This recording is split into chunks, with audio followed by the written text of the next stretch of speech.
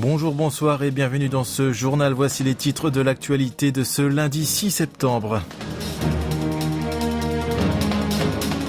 Les rassemblements de 6 personnes autorisés à Séoul et dans ses environs. Présidentielle 2022, Lee Jae-myung remporte une nouvelle victoire absolue dans la primaire nationale. Selon le général Van Herk, les États-Unis sont prêts à toute provocation balistique nord-coréenne. Enfin, concours de piano Busoni, les 2 premiers prix reviennent à des Sud-Coréens.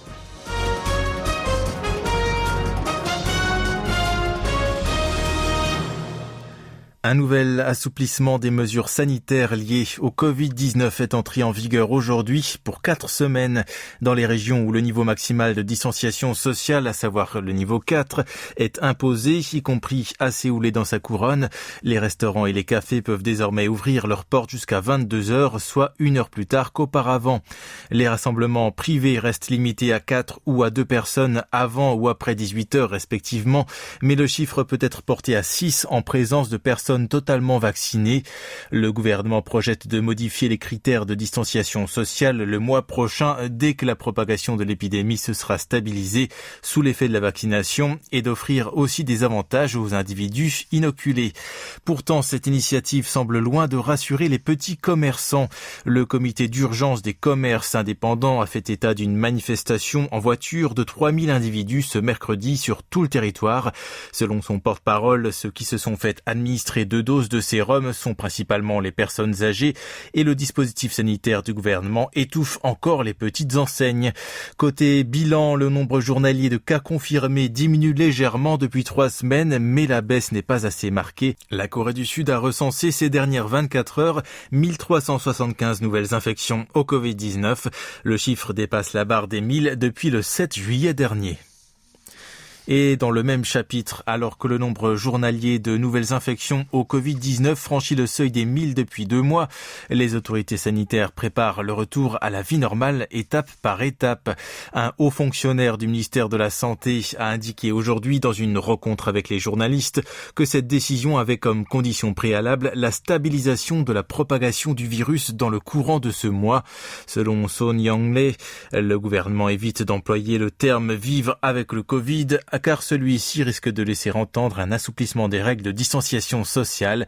Il a précisé que le taux d'occupation des lits pour les patients en état grave s'élevait actuellement à 60 à 70% et qu'une baisse de vigilance pourrait directement porter atteinte au système de réponse médicale. Toujours d'après cet officiel, la révision des restrictions sanitaires en juin dernier a entraîné un relâchement, alimentant à son tour la 4e vague de l'épidémie.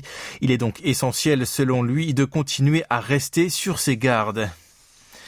Le processus de versement de la nouvelle aide d'urgence commence aujourd'hui jusqu'au 29 octobre. Dans le cadre de la lutte contre le Covid-19, 88% des Sud-Coréens peuvent toucher chacun 250 000 won, soit environ 180 €. Pour se renseigner sur les informations concernées, les citoyens peuvent consulter les sites internet de leur carte de crédit, du service national de l'assurance maladie ou encore se rendre dans les mairies. Pendant la première semaine, un système de rotation sur 5 jours basé sur l'année de naissance est appliqué afin d'éviter la saturation des serveurs. Par exemple, le lundi est réservé aux personnes dont le dernier chiffre de l'année de naissance est 1 ou 6, le mardi 2 ou 7 et ainsi de suite. À compter de ce week-end, l'inscription sera disponible pour tous. Le ministère de l'économie et des finances a tenté de résoudre les inconvénients survenus lors de la demande et l'utilisation de l'aide financière versée l'an dernier. Le nouveau fonds de secours d'urgence, le 5e du genre, peut être accordé selon plusieurs modes de paiement dont la carte bancaire, la carte prépayée ou encore des bons d'achat locaux. Ceux qui souhaitent le recevoir sur leur carte bleue peuvent déposer leur demande sur l'application ou le site de leur établissement financier. L'inscription hors ligne dans les banques sera possible à partir de lundi prochain. La prestation est versée le lendemain de la demande et peut être utilisée uniquement dans la région de sa résidence et ce jusqu'à la fin de l'année. Le gouverneur de la province de Gyeonggi, Lee Jae-myung, continue à prendre les devants comme le principal candidat du Minju, le parti au pouvoir pour la présidentielle de 2022. En effet, il s'est hissé hier en tête du vote primaire national en cours dans la province de Chungcheong du Nord et dans la ville de Sejong. En récoltant 54,5% des voix, il a de nouveau obtenu la majorité après sa précédente victoire dans le Chungcheong du Sud et à Daejeon. La deuxième place est revenue à l'ancien premier ministre Lee Na-kyun avec 29,7% des voix. L'écart n'était pas important chez les représentants, mais son rival a bénéficié d'un soutien conséquent des membres citoyens de la formation. Lee Jae-myung s'est engagé à faire de son mieux pour être à la hauteur de l'attente des adhérents et de la population, plutôt que de s'attacher à sa cote de popularité. Lee Na-kyun, de son côté, s'est présenté comme un candidat de la stabilité, mais sans parvenir à renverser la tendance. L'ancien patron de la formation a d'ailleurs souligné l'importance du contrôle des candidats, sans lequel le parti pourrait se voir confronté à un risque fatal lors du suffrage présidentiel, évoquant en creux les soupçons qui entourent son rival. L'ancienne ministre de la Justice Chu Mi-hye s'est quant à elle classée 3e avec 7,1%, suivie de l'ex-chef du gouvernement Jang Se-gyun avec 5,5%. Viennent ensuite les deux élus Park Ji-yong-jin et Kim Do-kwan. Ce week-end, le vote pour la primaire du Minju se déroulera dans la province de Gyeongsang du Nord, à Daegu et dans le Gangwon. On connaîtra également le choix du corps électoral civil composé de 640 000 individus. Vous êtes à l'écoute du journal en français sur KBS World Radio. Sur fond de révélation d'indices indiquant la préparation d'une parade militaire en Corée du Nord, un Global Hawk de l'armée de l'air américaine a survolé hier la péninsule coréenne. À en croire Flight Radar 24, un site de suivi de vol, l'appareil sans pilote a traversé plusieurs fois d'est en ouest le ciel de la capitale sud-coréenne et de la province de Gangwon, toutes deux proches de la ligne de démarcation militaire. Équipé de radars de haute performance et de détecteurs infrarouges, le Global Hawk est capable d'identifier à 20 km d'altitude des objets d'une taille de 30 cm. Son autonomie est de 38 à 42 heures avec un rayon opérationnel d'environ 3000 km. Jeudi dernier, 38 North, un site web américain spécialisé dans les activités nord-coréennes, avait révélé sur son compte Twitter que des préparatifs de formation de troupes avaient été observés à l'aérodrome de Milim à Pyongyang. Ce terrain d'aviation a été souvent utilisé dans le passé pour la répétition des parades militaires. Selon les observateurs, une parade militaire pourrait avoir lieu le 9 septembre ou le 10 octobre prochain, respectivement à l'occasion du 73e anniversaire de la fondation du régime et du 76e anniversaire de la création du Parti des travailleurs. Elle pourrait toutefois avoir son envergure réduite en raison du Covid-19. Et toujours dans le même chapitre, l'armée américaine reste toujours prête 24 heures sur 24 à tout lancement de missiles nord-coréens. C'est ce qu'a souligné Glenn Van Herk, commandant du commandement du Nord des États-Unis et du commandement de la défense aérospatiale de l'Amérique du Nord, le NORAD, lors d'un point de presse tenu vendredi. Le général de l'Air Force a ainsi expliqué que le commandement nord-américain et le NORAD étaient prêts à mener des opérations nécessaires si la Corée du Nord décidait d'organiser une telle provocation. Plus précisément, les deux commandements sont prêts à fournir des capacités de mission à tout moment. Pour le premier, il s'agit d'une alerte de menace et d'évaluation d'attaque, et pour le NORAD, il s'agit de capacités de défense antimissiles balistiques. Actuellement, le général Van Herk cumule les fonctions de ces deux unités, dont la principale mission est de neutraliser les missiles balistiques intercontinentaux nord-coréens.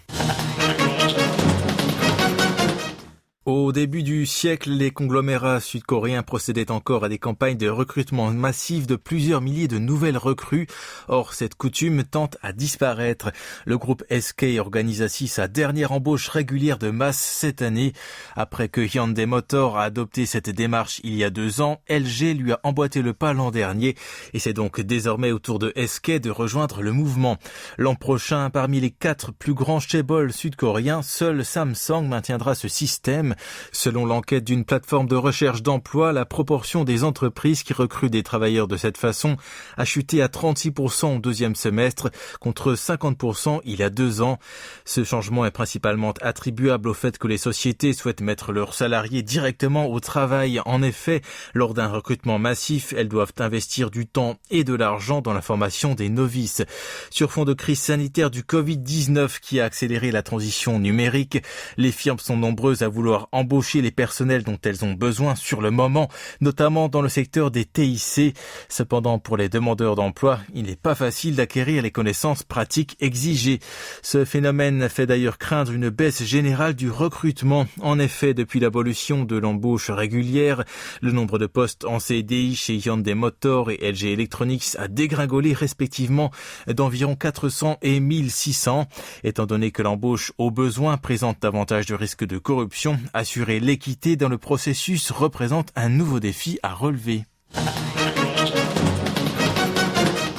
Le concerto pour piano numéro 3 en ré mineur de Rachmaninoff est une œuvre qui exige de ses interprètes à la fois une grande virtuosité et une endurance physique. C'est pourtant ce morceau que le pianiste sud-coréen Park Jae-hong a choisi pour la finale du concours international de piano Ferruccio Busoni 2021, achevant même avec succès la cadence exigeante du premier mouvement, ce qui lui a finalement valu le premier prix. Il s'agissait de la deuxième tentative pour ce jeune pianiste en 4e année à l'Université nationale des arts de Corée. Après un premier essai en 2019, il a du mal à réaliser la victoire, d'autant plus extraordinaire que les performances des autres candidats étaient plus qu'excellentes. Son compatriote Kim Do-hyun a obtenu le 2e prix pour son interprétation claire et puissante du concerto pour piano numéro 2 en sol mineur de Prokofiev, créé en 1949 en hommage au grand compositeur pianiste italien Busoni. Cette composition biennale n'a donné que 6 premiers prix depuis 2001. Baek Gun-woo est devenu en 1969 le premier artiste sud-coréen à s'être vu remettre une médaille d'or, l'unique attribution de l'histoire du concours. En 2015, Moon Ji-young a remporté le premier prix pour devenir la première pianiste asiatique ainsi récompensée. Cette année, parmi les 33 présélectionnés se trouvaient 9 Sud-Coréens et 2 des 3 finalistes venaient du pays du matin clair. Qui plus est, 7 Sud-Coréens ont déjà été sélectionnés au concours international de piano Frédéric Chopin. Prévu le mois prochain, la Corée du Sud attire ainsi l'attention du monde entier, non seulement pour sa K-pop, mais également pour ses talents dans la musique classique.